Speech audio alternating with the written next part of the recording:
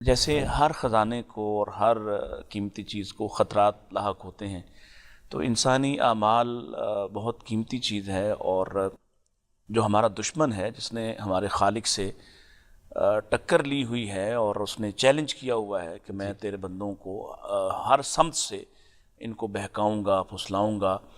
اور اللہ تعالیٰ نے دیکھیں کتنا واضح ہے کہ اللہ نے حضرت آدم سے براہ راست کہا کہ تم اور تمہاری بیوی یہاں رہو، یہاں کھاؤ پیو، اور یہ تمہارا دشمن ہے، اس سے ذرا بچ کے رہنا۔ تو اس کے باوجود وہ بچ نہیں سکے اور اس نے وہ اپنا حملہ کر لیا۔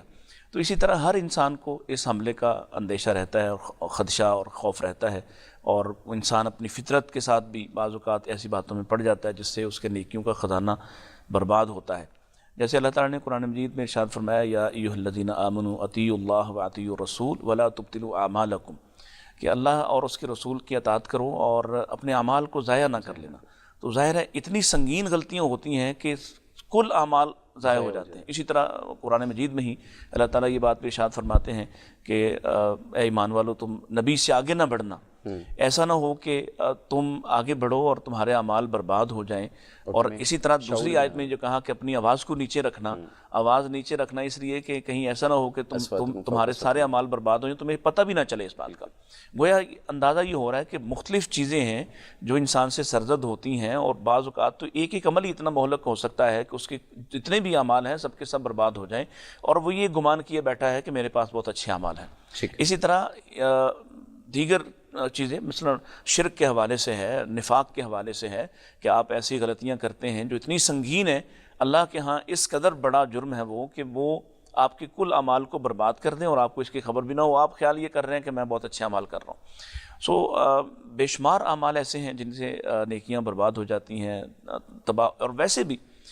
جو حدیث میں نبی کریم علیہ السلام نے ارشاد فرمایا، جیسے ڈاکٹر صاحب ارشاد فرما رہے تھے کہ پھر آپ کے اندر ایک بات ہوتی ہے کہ آپ واپس پلٹتے ہیں اگر آپ کو یہ احساس ہو۔ پلٹتے رہنے میں خیر یہ ہے کہ آپ سے جو بھی کوتاہی ہو جائے، وہ چاہے آپ وضو کے ذریعے پلٹ رہے ہیں، چاہے آپ نماز کے ذریعے سے پلٹ رہے ہیں، چاہے آپ توبہ کے عمل کے ذریعے سے پلٹ رہے ہیں، تو یہ ساتھ ساتھ آپ سے صفائی ہوتی جا رہی ہے۔ جیسے ڈاکٹر صاحب بھی اکثر وہ ایک سناتے ہیں حدیث، بڑی زبردست ہے کہ تحترقون تحترقون، تم گناہوں کی بھٹی میں جل رہے ہوتے ہو، حتی اذا صلیتم الفجر، حتیٰ کہ تم فجر پڑھنے آتے ہو تو غسلتھا، فجر کی وجہ سے تمہارے وہ گناہ صاف ہو جاتے ہیں، جو غلطیاں تم سے ہوئی ہیں رات کے وقت میں ہوئی ہیں وہ صاف ہو جاتی ہیں۔ پھر اسی طرح سے تم وہی کام کرتے ہو، پھر ظہر پڑھتے ہو، پھر عصر پڑھتے ہو، پھر مغرب عشاء پڑھتے ہو، اور یہ سرکل جو ہے وہ تمہیں صاف اور پاک کرتا رہتا ہے۔ اس کا مطلب ہے کہ انسان کوتاہیاں مسلسل کرتا رہتا ہے، اس کی عادت ہے، فطرت ہے، بہت خوب ہے وہ بندہ۔ بلکہ حدیث کے الفاظ بھی بڑے شاندار ہیں،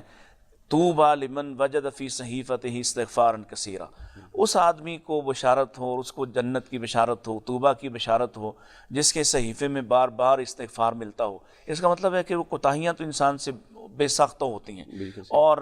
ہم صحابہ کرام سے بھی دیکھتے ہیں کہ حضرت ابوبکر آپ سے آ کے پوچھ رہے ہیں کہ یا رسول اللہ، یہ قرآن میں یہ کہا کہ ہر بات کی، ہر غلطی کی سزا ملے گی، تو آپ نے یہ نہیں کہا کہ غلطی ہوتی نہیں ہے۔ اور ابوبکر صدیق رضی اللہ عنہ جیسے شخص سے جو بہت ہی زیادہ محبوب شخص ہیں، اور اللہ کے نبی علیہ السلام کے بعد نہ صرف ہماری امت میں بلکہ تمام امتوں میں نبیوں کے بعد سب سے اعلیٰ شخص وہی ہیں، اگر ان سے ایسی باتیں ہوتی ہیں تو اللہ کے نبی علیہ السلام نے ان سے 3 سوال پوچھے کہ کیا تم بیمار پڑتے ہو، کیا تمہیں غم آتا ہے، کیا مصیبت آتی ہے، جی آتی ہے، کیا کرتے ہو؟ میں اس پہ صبر کرتا ہوں۔ تو آپ نے فرمایا وہ جو کوتاہیاں انسان سے روٹین اور معمول میں ہوتی ہیں، وہ ان باتوں سے صبر کرنے سے، مصیبت پہ صبر کرنے سے، غم آنے پہ صبر کرنے سے، تکلیف آنے پہ صبر کرنے سے اللہ تعالیٰ ساتھ ہی ساتھ ان کو مٹاتا چاہتا ہے۔ تو میں جو حدیث عرض کر کے میں بات مکمل کر دیتا ہوں کہ حدیث یہ کہتی ہے جب آپ لاپرواہ ہو جاتے ہیں اس بات سے،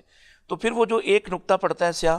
اس کو استغفار یا توبہ کے ساتھ صفائی ہو سکتی تھی، وہ آپ اس سے بے فکر ہو گئے، تو پھر دوسرا نقطہ پڑتا ہے دوسرے عمل سے، دوسری غلطی سے، پھر تیسرا، پھر 10واں، پھر 100واں، اور آہستہ آہستہ وہ دل بالکل سیاہ پڑ جاتا ہے، اور اس پہ یہ اس کے اندر جو صلاحیت ہے کہ وہ آپ کو بار بار انٹیمیٹ کرتا ہے کہ آپ سے غلطی ہو رہی ہے، آپ کوتاہی کر رہے ہیں، آپ اللہ کی طرف لوٹ آئیں، پلٹ آئیں، معافی مانگنے۔ آپ